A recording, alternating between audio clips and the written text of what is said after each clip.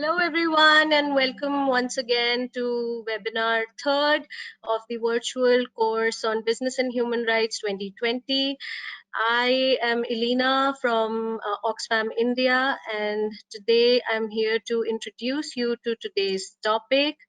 So today's topic is human rights due diligence, emerging practices and its relevance for India and South Asia. To conduct these sessions, I have with me Tara Van Ho, who is a lecturer and educational director of postgraduate programs in human rights at the University of Essex, UK. And Tara is joined with NAMIT AGARWAL, who works at the World Benchmarking Alliance as in the Asia Policy Lead. He comes with more than a decade of experience of influencing public policy, companies, and investors on issues of transparency, accountability, human rights, and gender. So without much further ado, I would invite Tara to take on and please share with us her insightful presentation. Over to you, Tara. Thank you so much, Elena. Hi, everyone. It's such a pleasure to be here with all of you. I'm sad to not be in India for this, but it's nice that we're able to have it online and so many of you are able to join. From what they said right before we started, there's over 200 of you online watching us right now, which isn't intimidating at all. So we're going to start with human rights due diligence. Today, I'm going to cover the movement from reporting to mandatory human rights due diligence and some of the models of human rights due diligence legislation that we're seeing now. I'm then going to hand it over to NAMIT, who will address some of the proposed mandatory human rights due diligence initiatives for the EU and the impact of the proposed EU legislation on businesses in Asia. After that, we'll take some questions and answers from the audience. So hold on to your questions. Starting with human rights due diligence. There's been a process that has moved us from mandatory human rights due diligence, moved us from reporting obligations to mandatory human rights due diligence. I just want to briefly remind you why we need human rights due diligence. First of all, under international human rights law, states have an obligation to ensure that businesses do not negatively impact on human rights. This is an absolute obligation. And states are to take responsibility for their businesses on their territory or under their jurisdiction by making sure that there are processes in place. Sorry, I'm getting messages on my screen telling me that there's too many people trying to attend, which is exciting. So states have an obligation to provide or to ensure that businesses do not impact human rights. And this requires policies and processes in place by which a state regulates or otherwise ensures that businesses are functioning appropriately for human rights protections. Businesses then have a corresponding responsibility to do in their own internal operations, ensure that they are not causing, contributing, or are directly linked to harms. The business responsibility to respect operates independently of the state's duty to protect. So even if a state is unwilling or unable to ensure that businesses are respecting human rights, the business has a responsibility to take the measures necessary to ensure it respects human rights. Human rights due diligence is the primary way in which businesses can do this. I want to say that it's the primary way because the obligation is not to do human rights due diligence. The obligation is to respect human rights. That means ultimately, even if you're doing human rights due diligence and it's not working, or something happens that you couldn't have anticipated, if you're impacting on human rights negatively, you're breaching your responsibility to respect. Human rights due diligence is the means by which you realize your responsibility. It's not the responsibility in and of itself. What human rights due diligence does is it helps businesses to take assessments of their own operations, their own impacts, and to work backwards to figure out whether or not they've caused a harm, they've contributed to it, or they're directly linked to it. This is important because how the business is connected to a harm will ultimately tell the business what kind of remedies or reparations it owes. This is supposed to be a proactive exercise. So businesses should be looking throughout their operations, throughout their supply chains, This does attach not only to those harms that the business directly causes or contributes to, but also those that it's indirectly causing, contributing to, or directly linked to. And so businesses should be looking to assess what are they doing, how are they doing it, and what can they do differently so that they respect human rights. There are 5 minimum steps for human rights due diligence. The first is businesses should establish policies and management systems, and they should communicate these to their suppliers, their clients, and other business partners, as well as, of course, to their employees and people within the community that they affect. Once they have these policies and processes, they need to implement them. This should involve identifying and assessing risks in the supply chains with a focus on the rights holders' experience. So human rights due diligence, unlike other forms of due diligence in company law, human rights due diligence is really about identifying how the business poses risks to outsiders rather than how outside efforts or experiences pose a risk to the business. So this is really about centering those individuals who could be harmed by the business operations into your processes and policies, making sure that their experiences are understood and that you work to avoid harming them. Once you've done this, you need to design and implement a response system. So once you've identified the risks and the harms, so human rights due diligence is about risks that are realized, risks that are likely, and risks that are potential. And all 3 of these should work in your human rights due diligence process. Then you need to design and implement a system. If there are so many human rights impacts that it's difficult to address all of them at once, you should focus on those that are most salient. And this means those that are most severe. What are you most likely to harm? Who is it going to impact? Is it going to impact a large number of people or a small number of people? And is it an impact that's a severe impact? So it's addressing something like the right to life, the right to water, the right to torture, the right to be free from torture. Or is it something that's a little bit of a smaller, so you're temporarily impacting on the right to free speech?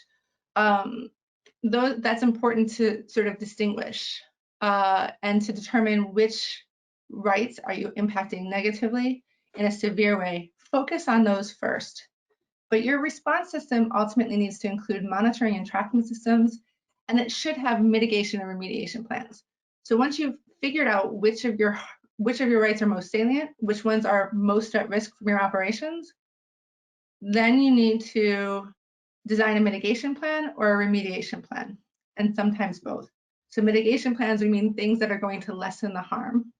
And remediation plans, we mean things that will ultimately restore the victim to the position that they would have been in, but for the violation.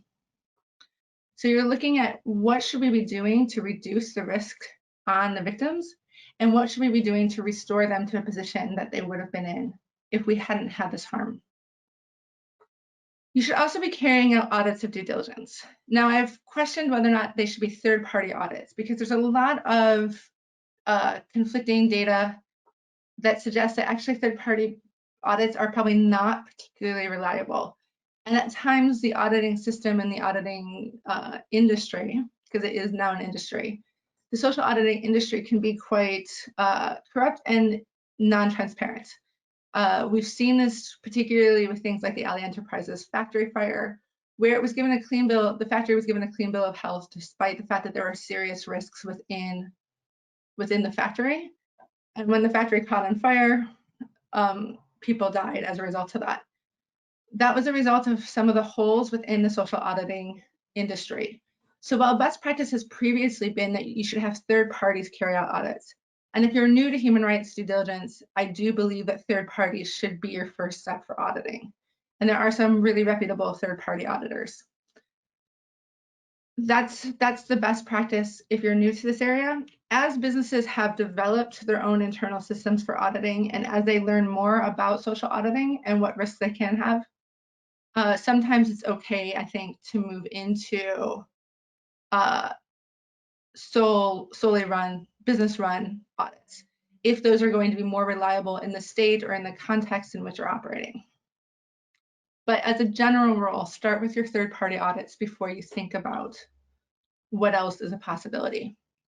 So you need the audits to check and make sure that your due diligence is working at various phases of the due diligence process, making sure that you are taking care of the system as it's going along, and that the pressure points within the supply chain and within the decision-making process are being addressed appropriately. So that's what you want your third-party auditors to do, is check and make sure that everything's working as it's supposed to. And then the final step for human rights due diligence, for all human rights due diligence, is to make sure that you're transparently and publicly reporting on the results and the actions that you take. This is often quite difficult for businesses. Transparently reporting what your risks are and what harms you're causing other people is not something businesses are well adept to doing.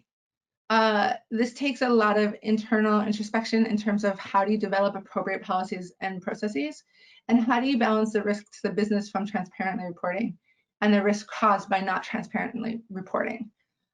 Human rights due diligence, the business and human rights field is quite clear that you do need to transparently and publicly report. And this is going to cause a lot of problems for your general counsels. I have sympathy for you. I used to be a business lawyer. And I have sympathy for that, but the expectation is still there. And so sometimes it'll be about how much do you report or what kinds of information do you share. But you do need to be transparently reporting about the risks, about what's been identified in your human rights due diligence processes, and what your plans are for mitigation. How are your decisions made, and what are your policies and processes? All of that should be within the public sphere. So now that brings us to our very first question for you. Our first poll question is, do you think most businesses can do human rights due diligence? And your answers are, your potential answers are yes or no. So it should be a really easy poll to fill out. I'm going to trust that that's gone live. Is that right, Alina? Yes, now I see it's it. live. Yep. Yeah. Great. So while you fill out the poll, I'm going to move on to what's expected for conflict-affected human rights due diligence, because this is something that's necessary to understand, and it's the final component of a good due diligence process. Sorry. So in addition to what is expected for human rights due diligence, you also need to make sure that in conflict-affected areas, and this is broader than just areas in an armed conflict, this is also areas that are pre-conflict, meaning those areas where we've shifted into a conflict lens. I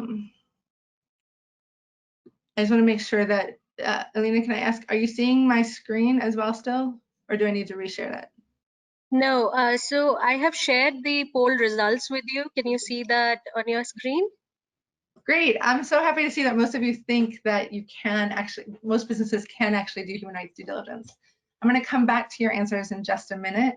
But for the 78% of you who said yes, I agree with you. For the 22% of you who say no and are probably thinking about small and medium-sized enterprises, I have an answer for you. So I think we're back onto sharing my screen now. Is that right? We can see your slides once again. Great, thank you. Okay, so for conflict-affected areas, it's not every place that's going to be pre-conflict, but there are places that are pre-conflict where there has been a shift in the culture, the political landscape, and the discourse that tells you that we're on the brink of an armed conflict. Generally speaking, most lawyers should not be trying to figure out if they're in a pre-conflict situation. This is an area where you need to rely on social scientists, sociologists, political scientists to help you understand, has the situation become strong enough and serious enough that we should start applying a conflict lens, even if it hasn't evolved fully into an armed conflict. And for that, I would really encourage you to start, it's really about reading the news and kind of getting a sense of the context in which the businesses are operating. And we already do that as business lawyers. Businesses do that routinely because the other kinds of events that are going on, the same sorts of events that are likely to pose a risk to human rights, are also likely to pose a risk to your supply chains. So if an armed conflict breaks out in a country, that's going to have an impact on your supply chain. as the political discourse changes, that can have an impact on your supply chain. So businesses are already aware of the kinds of issues that could impact on their human rights due diligence, but they haven't generally been paying attention to that as a human rights issue. They've been paying attention to that as a supply chain risk issue. And what we're saying now is that also needs to factor into your human rights due diligence. Once you start to see the conditions change, you need to start integrating a conflict-affected enhanced human rights due diligence framework. That means taking a conflict-sensitive approach to human rights due diligence. Now it's not just a question of have you impacted on human rights specifically, but rather are you impacting on the conflict and the likelihood of a conflict arising? Are you impacting on certain types of violations that occur in armed conflicts at a greater rate than occur elsewhere? And within this, you need to provide an early warning system. So this is something where your employees, community members, suppliers, clients can actually trigger awareness and say, actually, what you're doing here, how you're using land in this particular community is more likely to impact conflict. How you're using water and where you're polluting water is impacting on people's access to free water, and that's causing changes within the community that's likely to lead to an armed conflict. Again, lawyers are not well trained for this. And I say this as somebody who has 3 degrees in law. I know that I'm not well trained for this.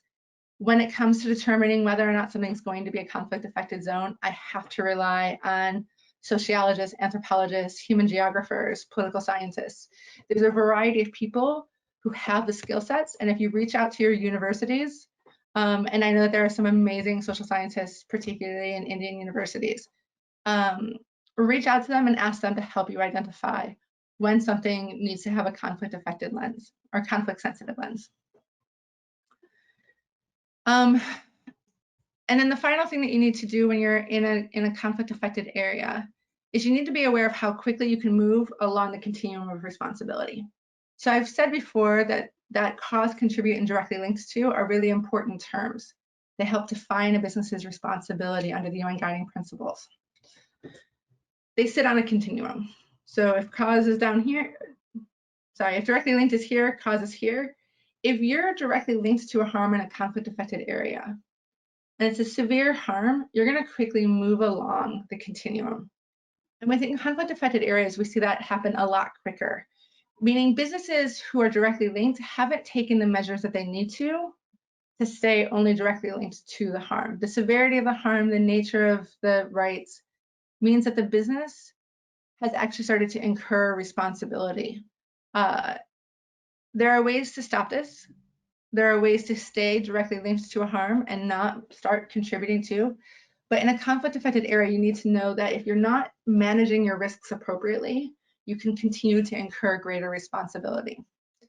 So when it comes to businesses that are directly linked to a harm, one of the things that is expected, and we're going to talk about this a little bit more as we go along, one of the things that's expected is that businesses are to seek leverage and to use their leverage effectively to change the outcome and change the behavior or conduct of their business partners, the people who are doing the thing that that causes or contributes to the harm.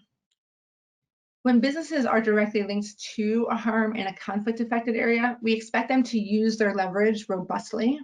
If they don't have leverage, so if the other side has more relational power, then you're expected to find ways to increase your leverage. So this can sometimes mean that you work with other businesses in your area, or it can mean that you work with the government, or it can mean that you work with home states to effect change there. So you should be seeking to use your leverage, and you should be clear in that use of leverage.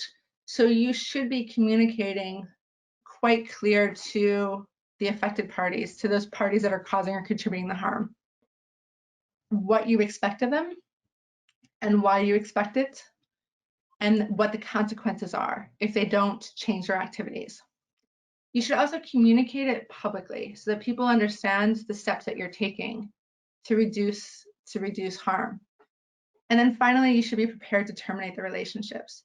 If the harm is severe, if the conduct doesn't change, and you start to incur responsibility to provide remedies or reparations as a result of your ongoing relationship, there will come a point in which you need to assess whether or not this is a relationship that you can continue to be involved with while still respecting human rights or not.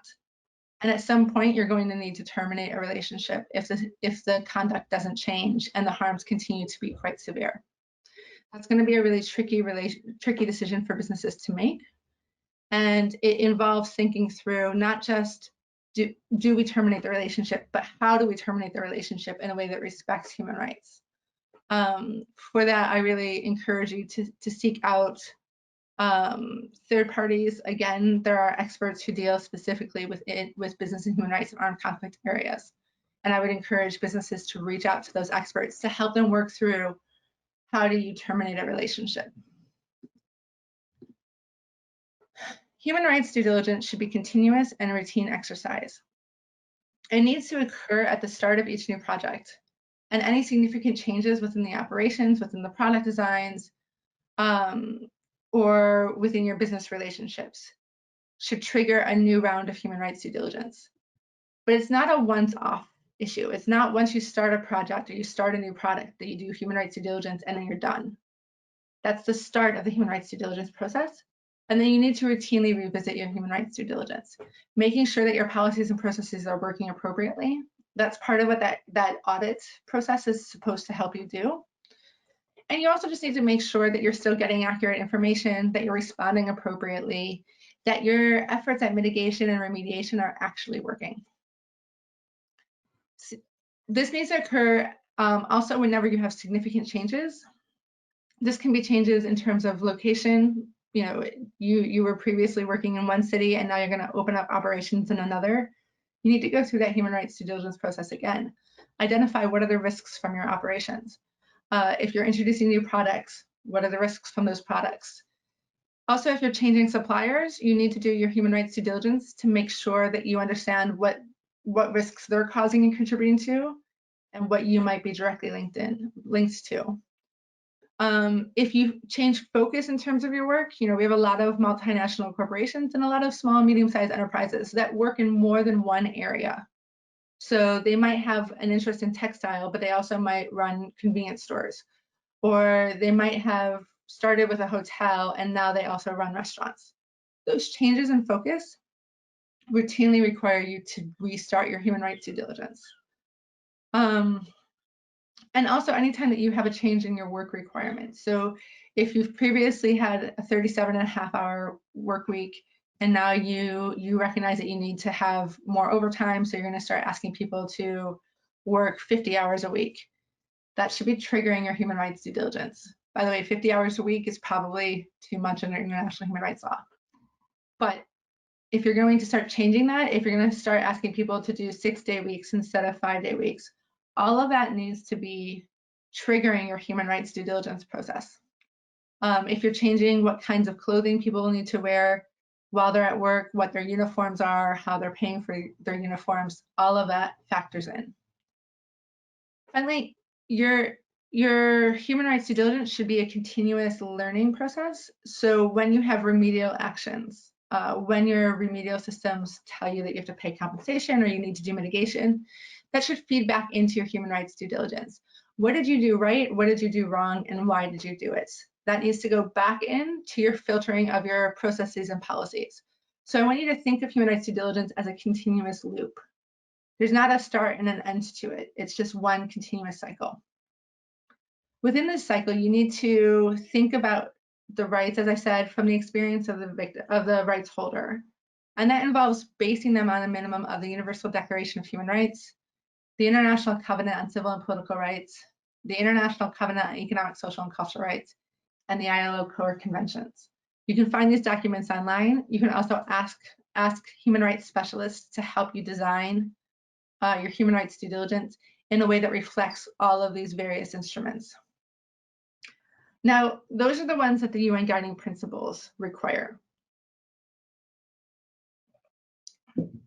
So the UN Guiding Principles are explicit that those instruments need to be part of your human rights due diligence process. But I also recommend that all businesses take account of the Convention on the Elimination of Discrimination Against Women and the Convention on the Rights of the Child. This is because the way in which human rights impact women and children is often different than than what is captured by the plain text of the other instruments. I also think that if you're working with anyone who has disabilities, or actually anyone generally speaking, you should also be looking at the Convention on the Rights of Persons with Disabilities. Make sure that your human rights due diligence is disability friendly, and that your processes and policies are appropriate for people who have different disabilities. And then finally, there should also be a focus on environmental rights. Now, none of those instruments are explicitly mentioned in the guiding principles, but the guiding principles do recognize that the instruments it does mention, the Declaration on Human Rights, the ICCPR, the ICSCR, and the ILO core conventions, that's a starting point, and at times other instruments will become relevant. My position is that at all times, the Convention on the Women's Convention, the Rights of the Children's Convention, and the Rights of Persons with Disability, those are relevant at all times. There's not going to be a point in which it's okay to ignore the provisions of those treaties. Similarly, environmental rights attach to all different companies and in all different situations, and so we need to be paying attention to what we're doing to the environment. So human rights due diligence should also involve multiple stakeholders. You should be seeking to discuss your known, likely, and potential impacts of the business's operations, products, services, and business relationships. By multiple stakeholders, I mean your employees, the community in which you operate, oftentimes civil society or specific NGOs, trade unions, and your managers should all be in the conversation with you. At times, you'll also need the government representatives involved with you, and at other times, you'll need to rely on sort of international NGOs, your suppliers, your clients. They should all be a part of your human rights due diligence process. You should be able to communicate with people about what you see as your risks and ask them to communicate with you what risks they see. When you're doing human rights due diligence, you start first with the impacts. What are the harms that you're experiencing? And then you work backwards to determine your connection.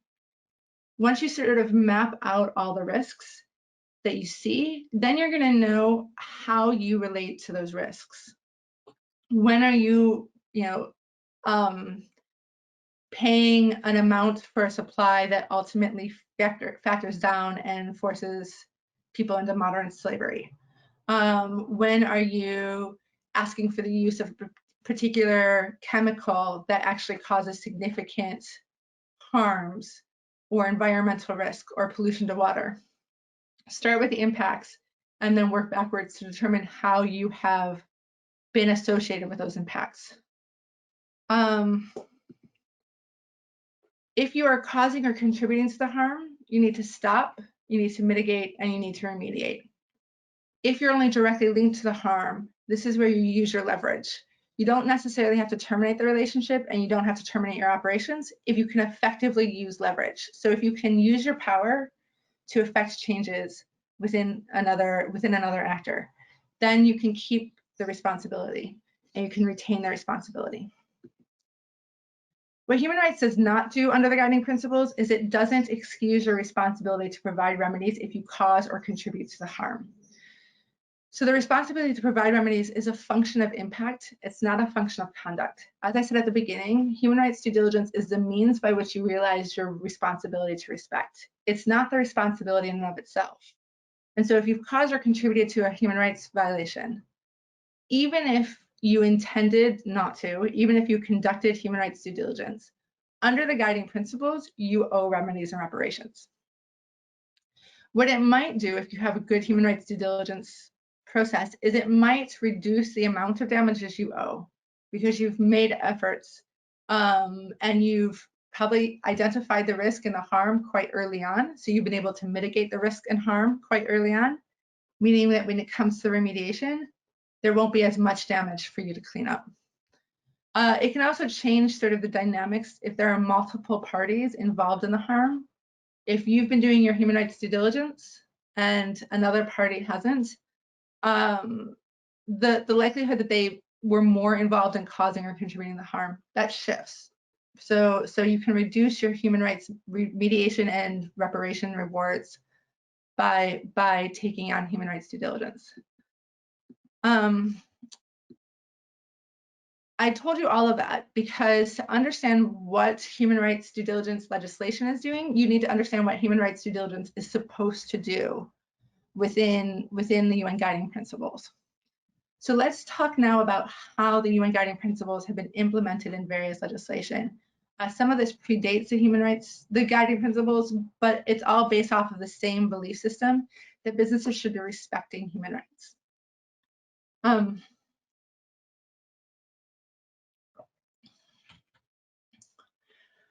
With human rights due diligence, with getting businesses to respect human rights, there have been a variety of different models over the years.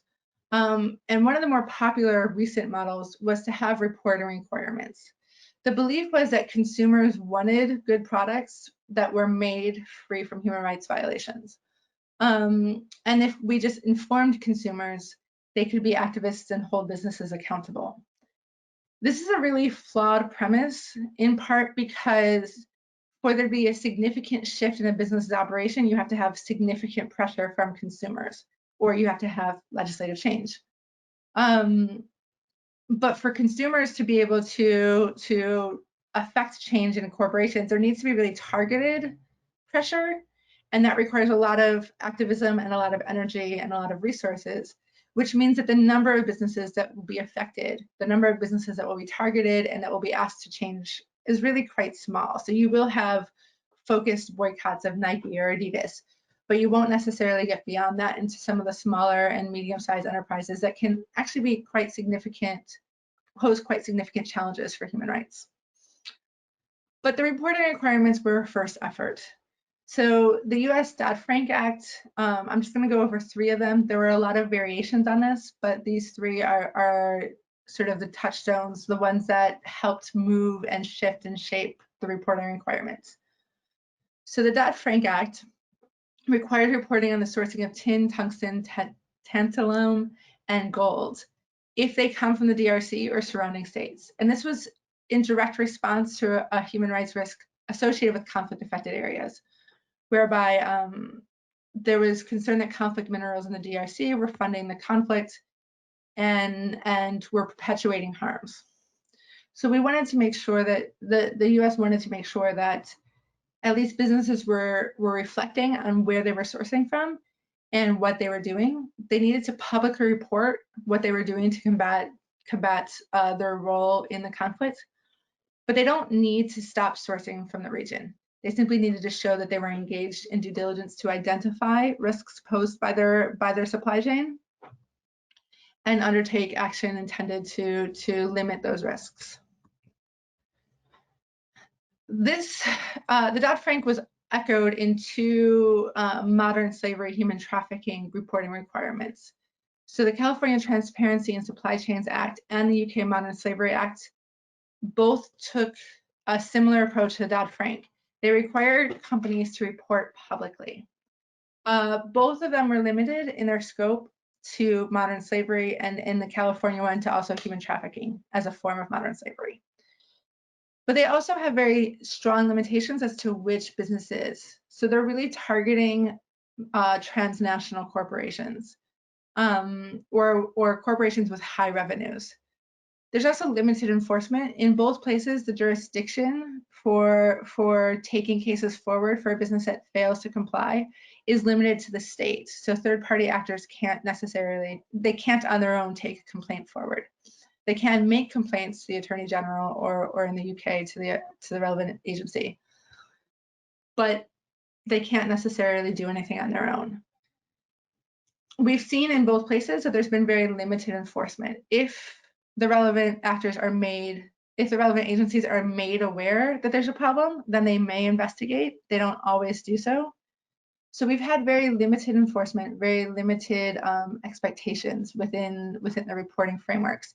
And now it's much more about providing information than it is actually about doing a service or helping businesses to respect human rights.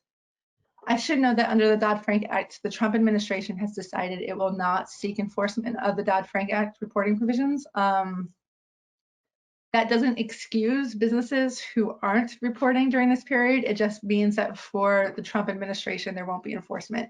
A subsequent administration, if there's a change in the presidency in January, you could see a subsequent administration go back and take action for bad reporting if it still falls within the statute of limitations. So you're seeing a deep pause though, and enforcement of these reporting mechanisms has been very limited. They're also limited. So there's a lot of criticisms around the reporting frameworks because they're limited in terms of what rights they cover. Again, for Dodd-Frank, it's only covering certain businesses in one area of the world, and for the other two, it's really focused only on modern slavery, which is one form. It's a particularly egregious form of human rights violations, but it's one form of human rights violation. All of the instruments require reporting, but they don't require results. And with their limited enforcement, relying on consumer education and activism, it's just the wrong solution to a really complex problem. And it doesn't necessarily encourage businesses to really engage with human rights due diligence. It's provided for a lot of superficial engagement, but it hasn't provided for the depth of human rights due diligence that we really need if we want to see businesses respect human rights. So now there's been a movement towards mandatory human rights due diligence.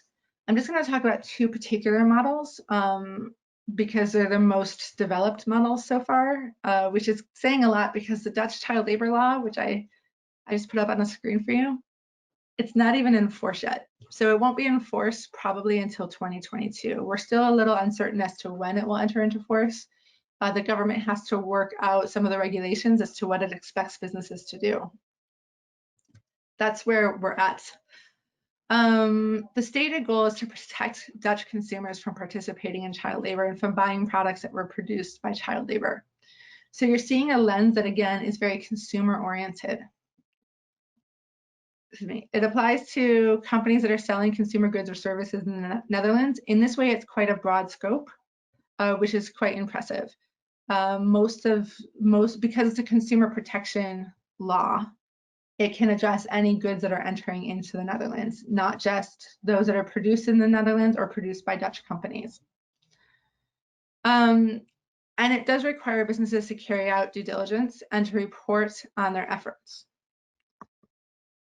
It's based off of the UN guiding principles through the ILO's child labor guidance. Sorry, I spelled labor wrong there. And so it does reflect the guiding principles well. If child labor is found within a supply chain, the business has to draw up plans to address the issue. We're unsure if there will be a measurement of the quality of the plans or if it's just about having a plan. So we're not sure how much the Dutch child labor law is going to affect change. The companies that fail to submit can be fined 4,100 euros, which is a quite low amount for most corporations in the Netherlands. That fine can increase if there are repeated violations, or if they fail to abide by binding instructions that they receive after their first violation. There isn't a government agency that will take these forward. The enforcement will be through third-party complaints. So you'll need NGOs, trade unions, civil society to alert and take forward this claim. So there's a bit of a difference here than what you see in some of the other legislation. If you fail to conduct due diligence altogether, so the first set of fines was for if you fail to report. But if you fail to conduct due diligence, the first offense will result in instructions. This means that you will be told as a business what to do and when to do it by. After the second offense, so if you have 2 offenses in 5 years, the third offense can lead to imprisonment of the relevant director. So this is a quite serious fine. Repeated violations can also result in fines of up to 750,000 euros or 10% of the business's annual turnover. So that's a significant fine. So we're seeing a difference within the Dutch child labor law between those that simply fail to report and those that actually fail to do the human rights due diligence. So that difference is quite significant, and it should be moving businesses to do the due diligence, even if it takes them a little bit of time to get the reporting down correctly. The child labor law is one of two significant mandatory human rights due diligence processes. It's the narrower in scope. The broader in scope is the French duty of vigilance law. It covers all human rights. It also covers French businesses that have 5,000 employees in France, either through their direct or their indirect subsidiaries or operations, or 10,000 employees globally. If a company meets that threshold, they have to develop, publish, and implement a vigilance plan, meaning they have to have their due diligence prepared, and they have to be willing to publicly just address what it is. If you care about a company's human rights due diligence plan, if you've been affected negatively, you can complain and ask for a company to be forced to implement, publish, or establish a plan. The company will then be given 3 months in order to meet that obligation. And if it doesn't comply, then a judge can order it to comply. And then the judge will also rule on the completeness and appropriateness of the plan. So it becomes judicial very quickly. And judges have a great deal of power within France to make these kinds of orders and to take action if the company fails to do so. The company can also be held civilly liable if its failure to implement a due diligence plan actually negatively impacts on a third party, on an employee, on a community. You can take the claim forward and ask for compensation, and we've started to see some of the claims do that. Victims will need to prove fault by the company, saying that the failure to act diligently or vigilantly actually caused the harm. Unlike the guiding principles, so the French law is quite broad in scope and a massive step forward. But unlike the guiding principles, the French law treats due diligence as an obligation of conduct and not of impact. And so if you do the due diligence, you can excuse your responsibility, even if you end up failing in your responsibility to respect. So that's a quite different framework for the French law than what we see in the guiding principles. We're now going to launch your second poll question, and this is whether or not you think the French law goes far enough. I'm also going to wrap this up now and hand it over to NAMIT. I'm afraid that I've probably gone a little over time, so I'm really sorry about that, NAMIT.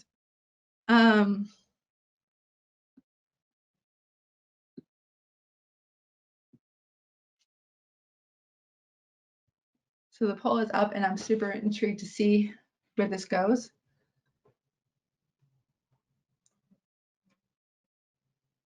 I mentioned before, sorry, I meant to tell you on the first question, when it comes to small and medium-sized enterprises, a lot of people feel small and medium-sized enterprises can't do human rights due diligence, but in my opinion, they often can, and they often do in a really different way.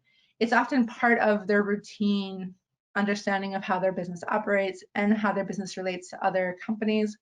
And so businesses that are small and medium-sized enterprises can do quite a bit in terms of human rights due diligence because their supply chains are generally smaller. They generally are looking more specifically. I'm going to stop sharing my screen now. Thank you. They're generally looking, they can generally control who their suppliers are a little bit better than large transnational corporations.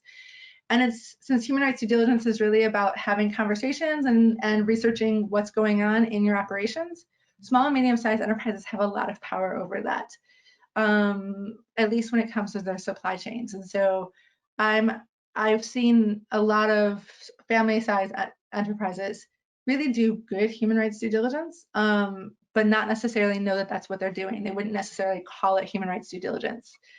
They're calling it, investigating who they're working with, thinking about who they go into business with. That's part of the human rights due diligence. It's a really interesting, widespread array of views on the French due diligence law.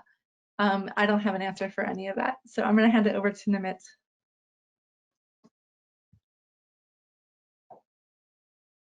Thanks, Tara. I think that was really insightful, and the results of the poll are also quite interesting to see. So if I can just ask Elena to pull up my slides. Yes, Namit, I'll just Do you see my screen? Yes, now I can see your screen. Great. So I think what I will be focusing specifically on is the European Union. There's a draft of, yeah, you can see on this. Yeah. There is a draft human rights due diligence legislation in EU.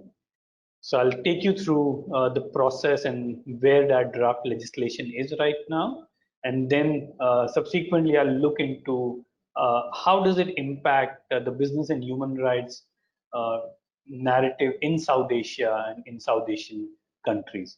So in 2018, the European Parliament published a report on sustainable finance, and it called for a legislative proposal for an overarching mandatory due diligence framework.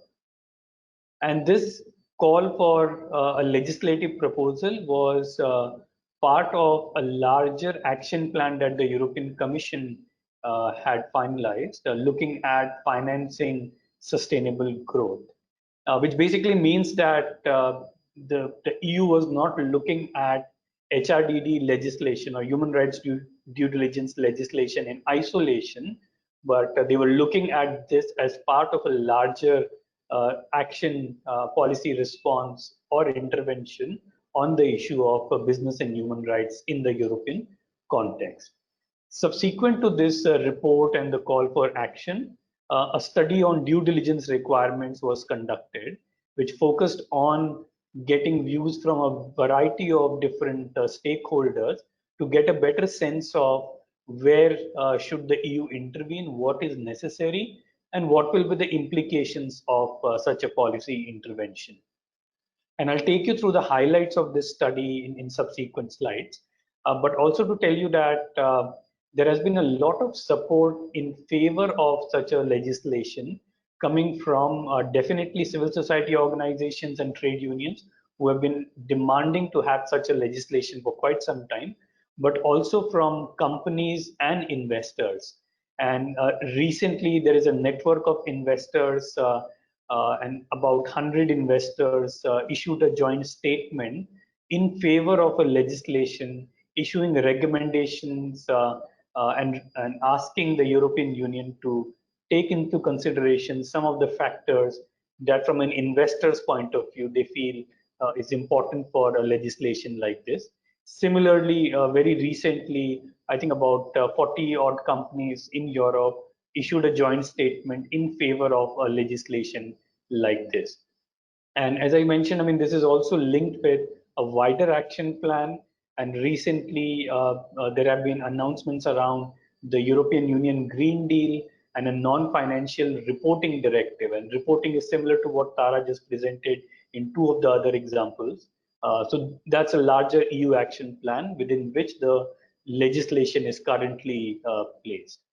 The study results were recently announced, and one of the EU commissioners announced the commitment to introducing this legislation, and this focuses on both environmental and human rights due diligence. So I think that's a very good initiative in terms of bringing the two together and not looking at environment and human rights separately in that context. To the next slide, please.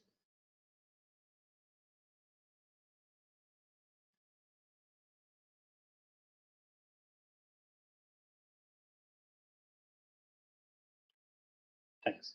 So these are some of the highlights from the EU study on due diligence. Majority of the stakeholders felt that voluntary measures that have been in existence for quite some time, these could be measures of the companies themselves, whether these are supplier code of conduct or something around reporting and voluntary reporting that listed companies need to comply with. And most of the stakeholders felt that these voluntary measures were not able to bring about any significant change on environmental, social, and governance impacts of businesses. And particularly, they were not significant to provide remedy to victims of business and human rights violations. It also highlighted that only 1 out of 3 businesses undertook some form of due diligence that covers the entire gamut of human rights and environmental impacts. Contrary to popular understanding that any legislation or government intervention into issues like this is something that businesses feel might not be beneficial for the business environment. But in this case, 70% of the business respondents agreed that a EU level human rights due diligence legislation could be beneficial for business. So that was quite important to make sure that the business is also in favor of a legislation like this. And as I mentioned, civil society and trade unions have been demanding for mandatory and enforceable due diligence rules for quite some time. Some of the reasons that the respondents say that are necessary for a due diligence to come into place. The first one is effective harmonization. Like you've seen in Tara's presentation, that several European countries have already announced their legislations or reporting frameworks, and there are many others. Switzerland, Germany are also in the process of coming up with their own reporting frameworks or guidelines. This means that every country, even within Europe, will have their own guidelines, and there will be a complexity of harmonization. Therefore, a EU level or a regional due diligence framework will try and build some sort of policy coherence in the region. The other point, which also Tara mentioned, was around legal certainty. And for any business to be absolutely sure of what are they supposed to comply with, what are they supposed to do, and what are they not supposed to do, there has to be a certain degree of legal certainty. And that cannot happen when there are not sort of common or aligned legislations in a broad operating environment. It's also important to have some sort of a level playing field, and that's more important in a larger international trade system.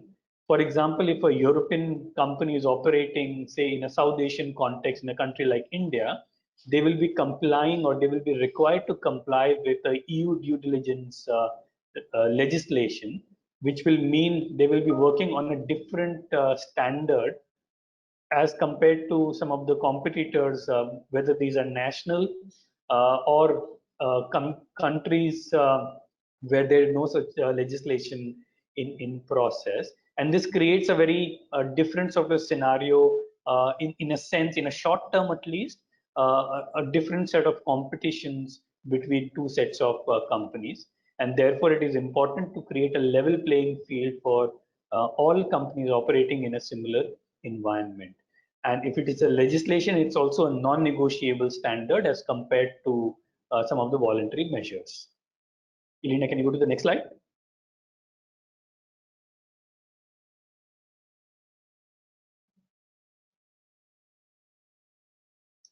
Thanks.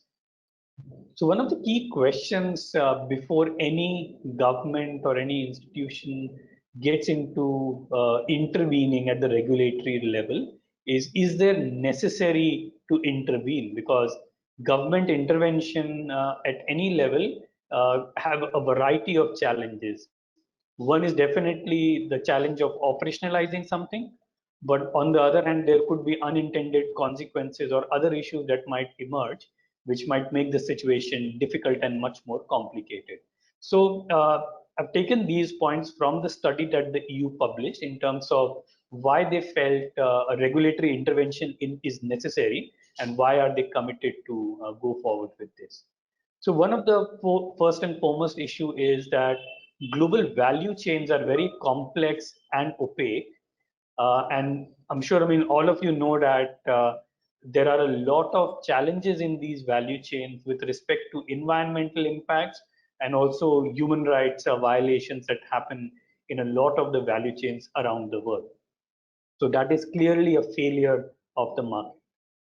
And like what Tara presented, the reporting or the existing reporting frameworks and voluntary guidelines have not worked. Companies are not implementing due diligence in the fullest sense, and most of those due diligence are either not comparable or not aligned with the UN guiding principles. So that poses another challenge. the corporate risks frameworks, and I'm assuming a lot of you are aware of the materiality framework within which corporates assess risk. There is a greater challenge to that approach, which basically looks at what are the risks to the company. It does not look at the severity of those risks to the affected people, or what are the risks of business operation to the environment, to the community, which is where I think a lot of those risk frameworks become inadequate because they are not able to look at the full picture to be able to assess that risk. The next point, and I will also be covering that in the subsequent slide, is the issue of regulatory gaps in existing legal frameworks and obligations. So a lot of the EU member states, like any other nation states, have committed to international conventions and treaties and obligations. And when you look at the UN Guiding Principles Pillar 1, which talks about state duty to protect, and if, despite having a commitment to UN guiding principles, if there are violations taking place at the business level, there is a regulatory gap, because then the country is not able to fulfill its obligation of state duty to protect. So that poses a big challenge for governments in that sense. And then the issue of fragmentation and duplicity. If you have too many voluntary and mandatory requirements, it becomes too much for any company or any user of that data to understand which one is correct and how do you make sense of the data that is coming out. And then also the issue of access to remedy. If we don't have one standard framework, the victims of human rights abuse don't have a mechanism to go to and seek remedy. So that also becomes extremely important for an entity like EU to intervene in this situation. Lena, next slide, please.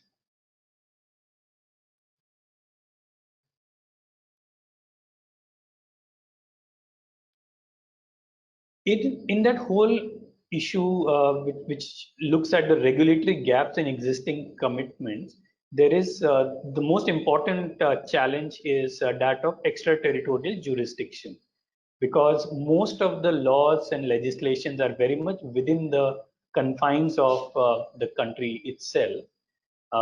And these are some of the extracts that I've picked from the UN Guiding Principles and the UN Committee report that focus on this aspect of extraterritorial jurisdiction in the case of business and human rights. So the UNGPs state that it is the duty of the state to protect against human rights abuse within their territory and or jurisdiction by third parties, including business enterprises. And the UN Guiding Principles calls governments to take policy action, frame legislations, and take appropriate action to make sure that this does not remain a regulatory gap, which is where this whole issue of human rights due diligence and extraterritorial jurisdiction come into being.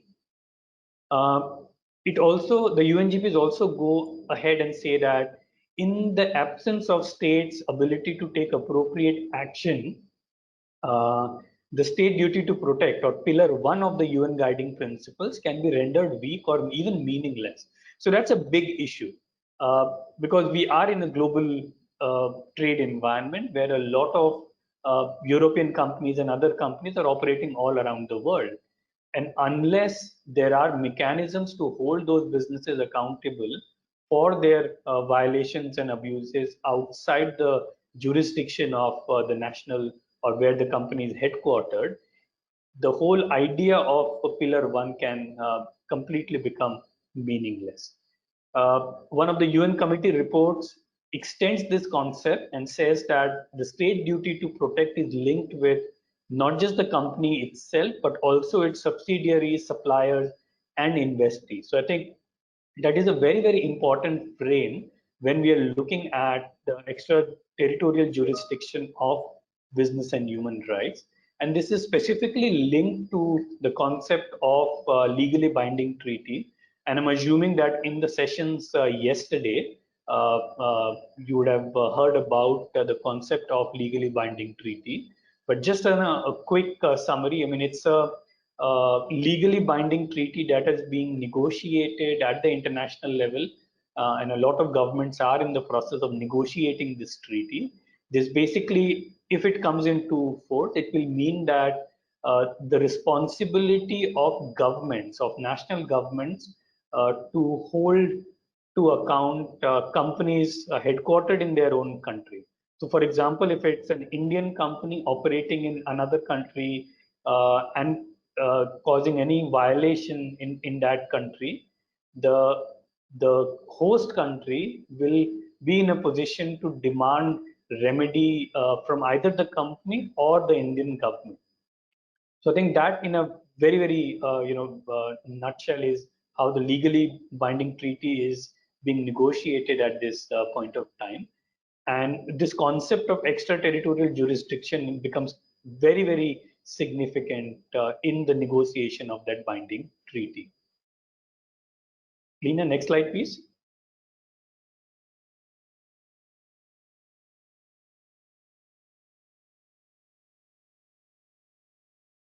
So with this picture, I just wanted to depict the concept of the UN guiding principles and the business and human rights broadly is a journey. None of these mechanisms are an end in itself. The journey of business and human rights obviously started much before the UN guiding principles with a vision in mind. The UNGPs were undoubtedly the most important milestone to put a framework around this concept and get countries to start developing their national action plan. And since 2011, in the last decade or so, we have come a long way. And it's almost like a big train moving along a trajectory. Where we are right now is almost at the point of this yellow box, which I feel is the tipping point of how the national action plans will be implemented or operationalized. The national action plan in itself are not enough because these are voluntary in most cases and are not binding on companies to follow.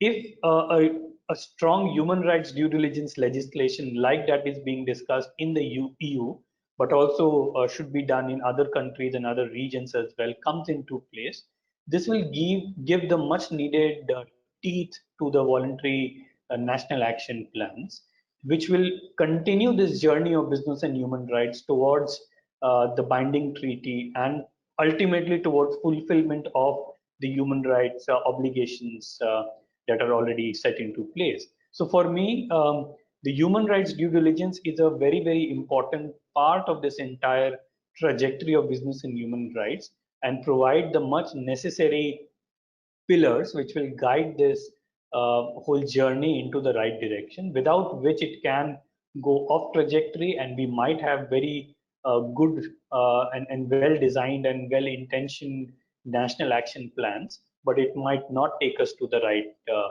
destination. Next slide, please. Sorry, before you go to the next slide, Elena, if you can launch the poll here.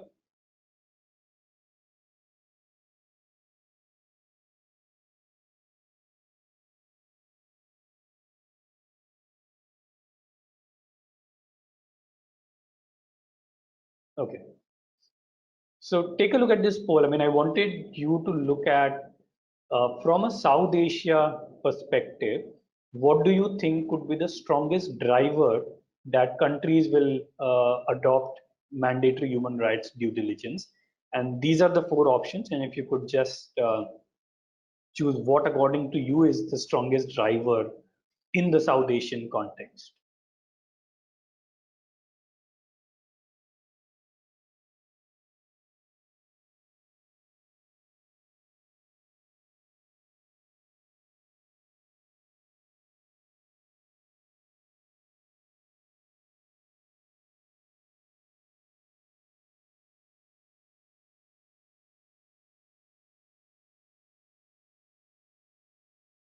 Okay, so interesting. So fearing of losing out foreign investments is the highest, and then followed by gaps in existing laws and international commitments. Great. So I'll come back to this, and if you can go to my slide, Elena. So this, I've tried to capture what all of you feel is the most important driver for South Asian nations to take action, which is also in terms of trade between the European Union region and South Asia. And what I found was for almost all the South Asian countries, the European Union is a very significant trading partner. And the total exports that EU absorbs from South Asia is in the range of 20 to 30% on an average. And most of the exports from Bangladesh, Pakistan, and Sri Lanka are in the textile and garment sector. And EU is also a very significant investor of both foreign direct investments and foreign institutional investments in the region, and particularly in India, where there are around 6,000 EU companies operating at the moment. So EU and India were also negotiating a free trade agreement, which was suspended a couple of years ago. But what is interesting is one of the components of this free trade agreement and the negotiations was around social and environmental impacts. So this signifies that if EU adopt this legislation of human rights due diligence, its important trading partners and obviously in South Asia, there will be implications. If there are EU companies who are required to comply with that legislation, they cannot comply with that legislation unless their subsidiaries and their suppliers in South Asia and around the world are also at least aligning with those legislations and allowing those companies and investors and buyers to be able to confidently say that my supply chain or my supplier are complying with human rights and environmental impact due diligence. So I think that is going to be perhaps a game changer in how EU legislation can trigger some sort of a competition among South Asian and other Asian countries as well, in terms of making sure that they have necessary mechanisms, policy actions in place so that they are able to comply with some of these expectations. Because then there is the fear of losing out investments. If there is a legislation in EU that requires certain level of compliances, then EU companies and EU investors are likely to shift in the direction where it is easier for them to confidently say that my supply chain is clean of human rights violations, there are no environmental impacts, and at least it is transparent in that manner. So I think that is going to be a significant game changer once the EU legislation comes into place, and then how South Asian countries respond to this. Next slide, Elena.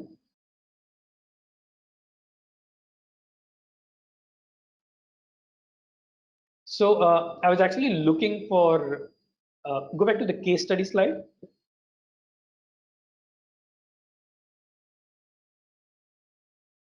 So I was basically looking for examples from South Asia, which are closer to the idea of human rights due diligence.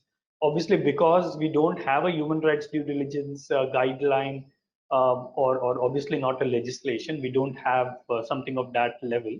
But I think one interesting case was of the Rana Plaza incident and what happened as a reaction to this in Bangladesh in the form of the Bangladesh Accord, where a lot of foreign brands and retailers came together to form the accord. And one of the key aspects of this accord was the binding due diligence obligation, which also became a sticking point for some retailers and brands to not join the accord. But that was a good example from Bangladesh. In the Indian context, I found only one company which has actually conducted a human rights impact assessment and published the report on the website. I'm assuming many other companies have conducted human rights impact assessment, but at least to my knowledge, the reports were not in the public domain. And this is a case from Coca-Cola, which published their human rights impact assessment of their sugar supply chain on their website. And I'm sure, I mean, you'll get the slide deck after the session, and there is a link to the report that you can also look at. Next slide, Elena.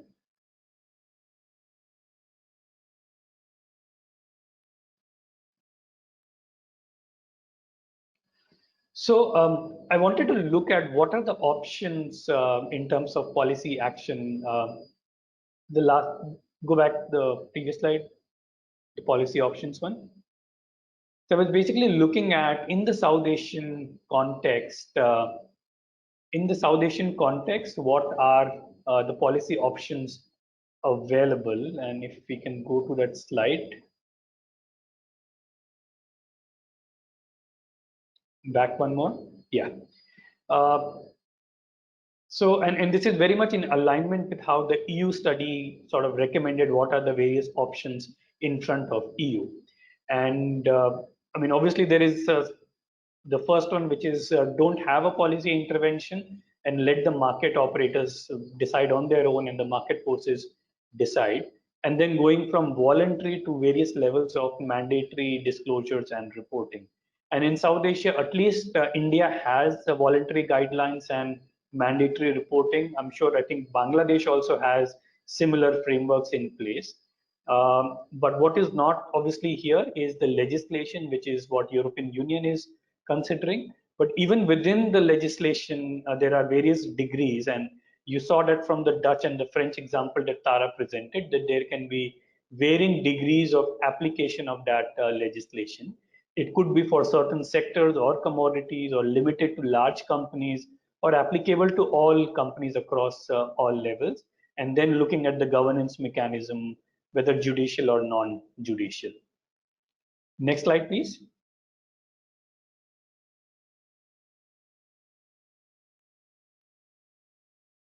So what will say, imagine a human rights due diligence law in any of the South Asian countries. What will it look like and what kind of challenges it will pose? So first and foremost, I mean, there are no known mandatory legislations, at least that I know, and any processes that are going on in accordance with the UNGPs. There are a lot of voluntary guidelines at multi-stakeholder level, at company level, and other levels, but nothing close to a legislation. Almost all the countries in South Asia are developing a national action plan and are at varying stages.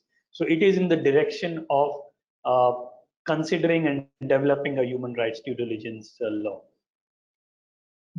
South Asian nations will also face the same dilemma of regulatory gaps in existing legal frameworks and the obligations that the countries have to international treaties and conventions within the pillar one of state duty to protect. One major complexity that will emerge in South Asia will be of the MSME sector and the informal sector, because across South Asia we have a lot of informality in our economy, in our workforce. To be able to confidently say that we will be able to make our supply chains transparent, do a due diligence, and then put out risk mechanisms to deal with the informal sector and MSME supply chain is going to be very, very complex, unlike in some of the more developed countries. The other complication will be on the cost of compliance, because most of the South Asian SMEs particularly are working on very, very low margins in a very competitive environment. And the important question will be who is going to pay the price for this compliance.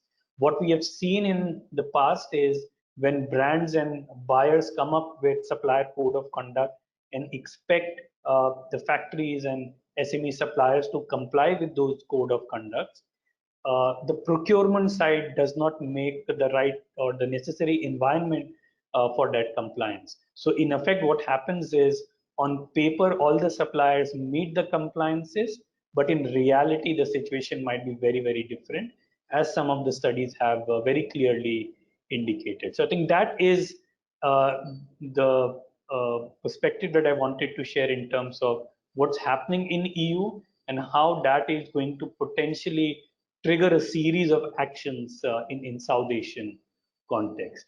I think with that, we should stop here and take some questions.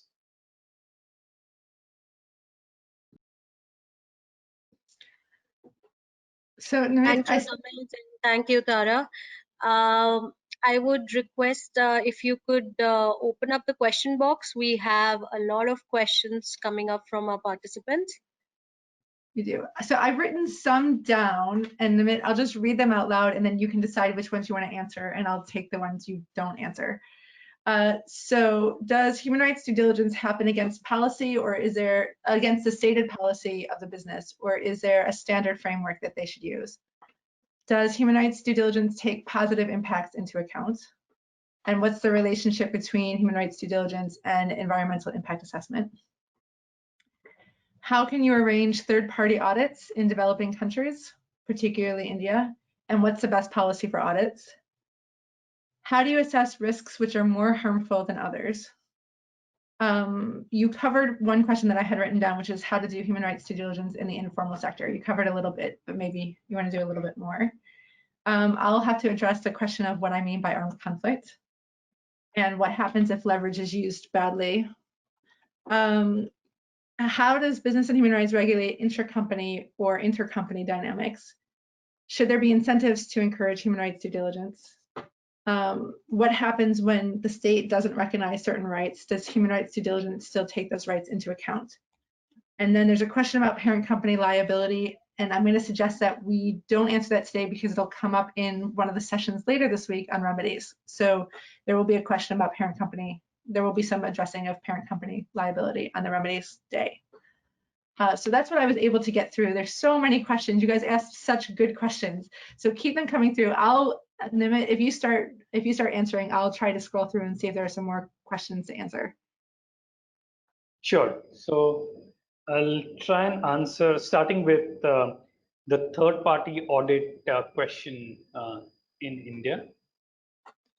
So I think, what we have seen, and I've seen some research report looking at existing third-party audits close to due diligence of supply chains, and the challenges are that these are not comparable, and most of these audits are answering a specific set of frameworks of a certain brand or a buyer.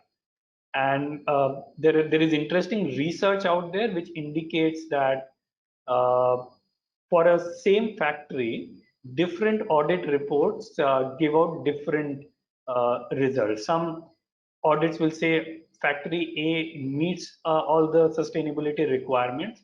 Another audit report, say for another factory or brand, will say that they do not meet those requirements.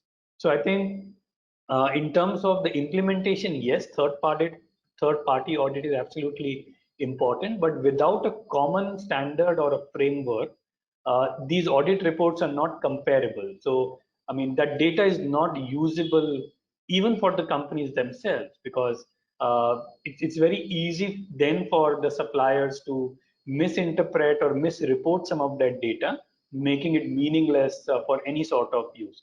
So an overarching framework is important before a third-party audit can give some meaningful results. Okay, I'm going to add one more question for you. I'm going to answer some while you think about this one. But they asked, are developing countries in a place to mandate human rights due diligence? I know you started to address some of this when the countries are doing whatever they can to attract investments. So I'm going to address some of the human rights due diligence questions about what happens, like how does due diligence relate to the policy? How does it deal with positive impacts?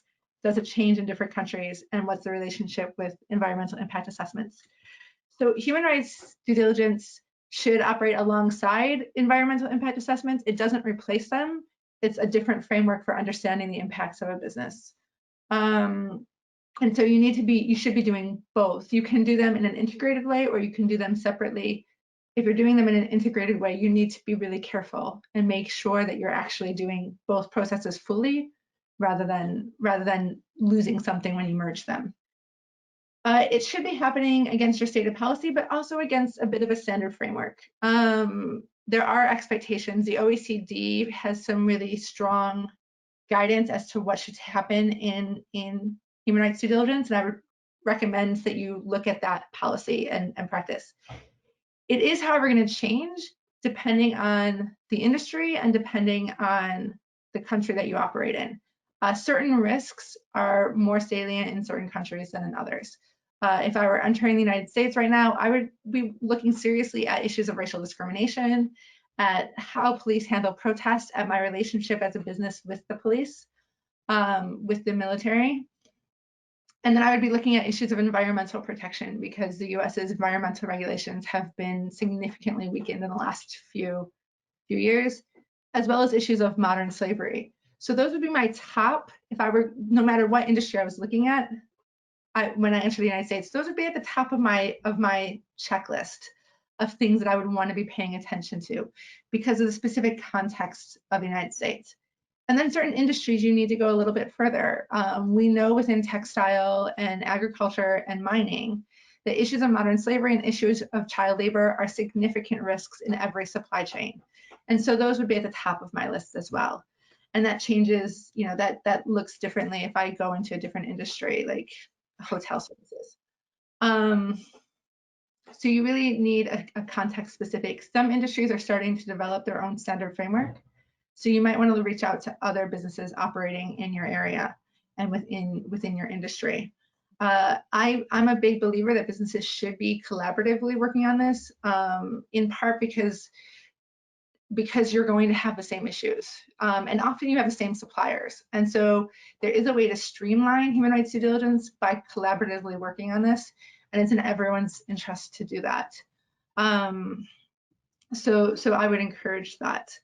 And then the human rights due diligence needs to operate independently. Again, the business's responsibility to respect operates independently of what a state does.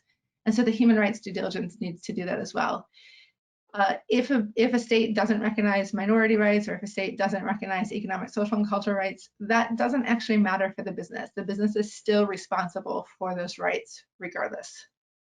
Namit, before I turn it back to you, I'm going to just answer the conflict question because I mentioned the United States as my example, and that's largely because I didn't want to pick on any developing states, because I think that it's really easy to sort of make wide generalizations about stuff going on in other economies. But I think it's important to note that even the large major countries, major economies, struggle with these issues and present serious questions for businesses operating in them. So when I define armed conflict, so this is the difference between armed conflict as it's defined under international humanitarian law versus armed conflict as it's defined for the purpose of human rights due diligence. The guiding principles don't require an armed conflict to exist legally under international law to start applying the conflict affected lens. That starts to arise when it looks like a conflict could evolve. I have said that for the last 3 years, I would be applying a conflict affected lens to the United States. And that's because the social dynamics have shifted in such a significant way that we're seeing the kinds of warning signals and the kinds of triggers that suggest that a conflict is imminent. Hopefully it can be avoided, but the triggers and the signals are there that businesses that enter into the United States right now should be thinking about how are they influencing the dynamics within the United States when it comes to conflict. And then obviously at the other end you have Yemen, which is very clearly a conflict. It's a conflict under international humanitarian law, and therefore you would have to apply the human rights due diligence, the enhanced human rights due diligence lens, but also it's a conflict by our most basic understandings. So anything on that range, and a good example of a country that's not in a conflict is Sweden, right? Like there's nothing within Sweden to indicate that we're seeing the kind of cultural shift necessary to give rise to an armed conflict or a sustained conflict. So those are my 3 examples. Namit, I turn it back to you. Yeah, I mean, there are just so many questions. We obviously will not be able to answer all of those, but probably, I mean, we can somehow find a way to respond to those questions after the session. So I'll try and answer a couple of questions, starting with the informal sector. So as I mentioned, I mean, that's a huge complexity for South Asian countries. And I think the way forward in implementing human rights due diligence in an informal setting is primarily 2. One, looking at a cluster approach. The cluster approach basically means that it's quite popular, at least in India, where a group of small and medium enterprises work in one geographic cluster. It could be the brass cluster or leather cluster or food cluster in various geographic regions of the country. And these are usually federated or come under some sort of a business membership organization. And that gives a good entry point, a more formal sort of engagement in terms of not small companies, but a group of smaller companies. This can similarly be applied to big players in the supply chain or lead firms. If there is a big buyer and say 100 suppliers are supplying to this big buyer, then working with this big lead firm, due diligence can be applied to some of the small and medium enterprises in the informal sector. The other question linked to this on developing countries and whether it makes sense for developing countries or are they better placed to do human rights due diligence. I think the question is to look at what is at risk, and as compared to developed countries and developing countries are definitely at a higher risk because we have a higher dependency on say daily wage, on informal sector. Our ability to provide social security is fairly limited. So in that sense, for developing countries, having a law like this is more important because they cannot afford to see more violations. And we have seen what kind of, for example, the Bhopal gas tragedy in 1984 is still unresolved. And there are so many such tragedies that are being reported across the region.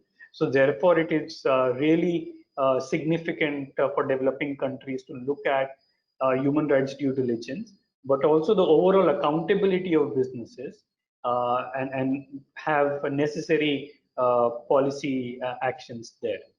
The last question that I will address on the incentives. My sense is that governments upfront should not be providing incentives in a manner. If you do human rights due diligence or if you follow a certain compliance, this is what you get. But create an environment where businesses are incentivized to be more responsible and more transparent. One of the things that governments definitely do is use their leverage of public procurement. Governments are some of the biggest buyers of goods and services. And if they can incentivize in that manner by saying that to be able to supply your goods and services to the government, these are the necessary conditions, that will be a huge leverage that the government can definitely bring in. The other piece is around investors. And as I mentioned, for example, in Europe, over 100 investors with, I think, $4 trillion worth of assets under management said that they want human rights due diligence in the EU. And a lot of those investors are also investing in the Indian market and Indian companies. There has already been some action in the responsible investments landscape in India, but I think that can be further strengthened to make sure that companies who are responsible and more transparent are able to access more capital in the open market. So I think those are some of the responses that I thought are quite significant. It was really good. I just want to do two quick clarifications because people asked about some confusions within my presentation. So the difference between the French due diligence law, duty of vigilance law, and the UN guiding principles comes in whether or not due diligence whether or not the responsibility to provide remedies is a matter of conduct or a matter of outcome. So under the UN guiding principles, it's a matter of outcome. If you negatively impact on human rights, it doesn't matter that you've done the human rights due diligence. That won't alleviate you from a responsibility to provide remedies. Under the French duty of vigilance law, it does. So doing human rights due diligence actually provides a monetary or financial incentive for businesses within the law's text itself. But I agree with NAMIT on what he said in terms of incentives. I think I think it's a problematic framing of the French system, because ultimately what remedies and reparations are about are distributing costs and benefits between parties. And so if the businesses aren't the ones providing the remedies, then what you're asking is for people to take on the financial burdens of the impact themselves. There was one other question, but I forget what it was. So I'm really sorry about that. You guys asked a lot of great questions. I'm gonna keep scrolling through them, and I'll try to get some questions somehow for Facebook or something. But any ideas? Yeah, so just one question that I thought I'll respond to is a situation where the state doesn't recognize some of those international treaties or rights. What happens in that case? So I think in terms of due diligence, it is not specific to the treaties or rights that have been recognized by a particular state.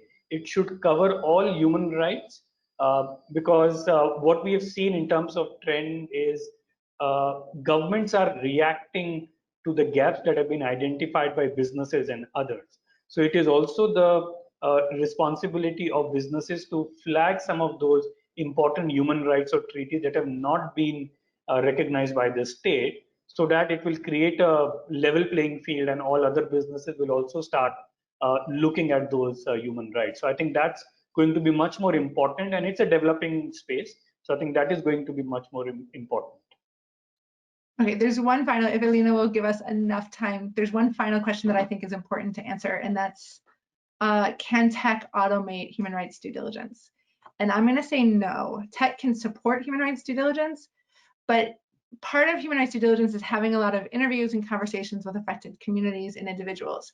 And when we do that, you realize that how someone talks and what they say or don't say changes a lot in different contexts and in different dialects and in different communities. And so you need someone who can really interpret that. And so far, I've not seen any tech that's really good at getting the nuance of language, the pauses that people have, and what those pauses can mean, the way in which someone shifts their eyes in a conversation can express a lot about what kinds of harms they've actually experienced, the mental impact of these breaches.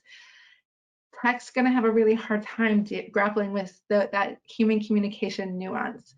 And while I know that there's been a lot of advances in it, they haven't impressed me, and they haven't impressed the social scientists that I work with. So I'm going to say no to that. Anything else, Alina? I think we have run out of time now, but I'll be happy to, get a copy of these questions and try and find out how to respond to some of the other questions.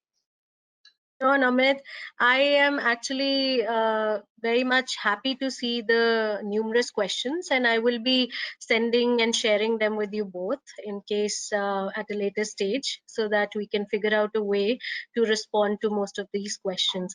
Thank you so much once again for this insightful presentation, both of you, and thank you to all the participants for actively participating, and I hope the session content was useful in terms of enhancing your knowledge on the subject of human rights due diligence.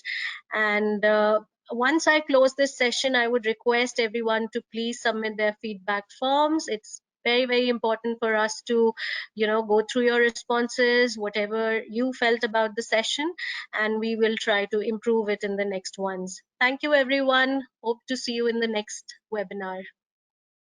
Thank you. Bye-bye. Thanks, everyone. Bye-bye.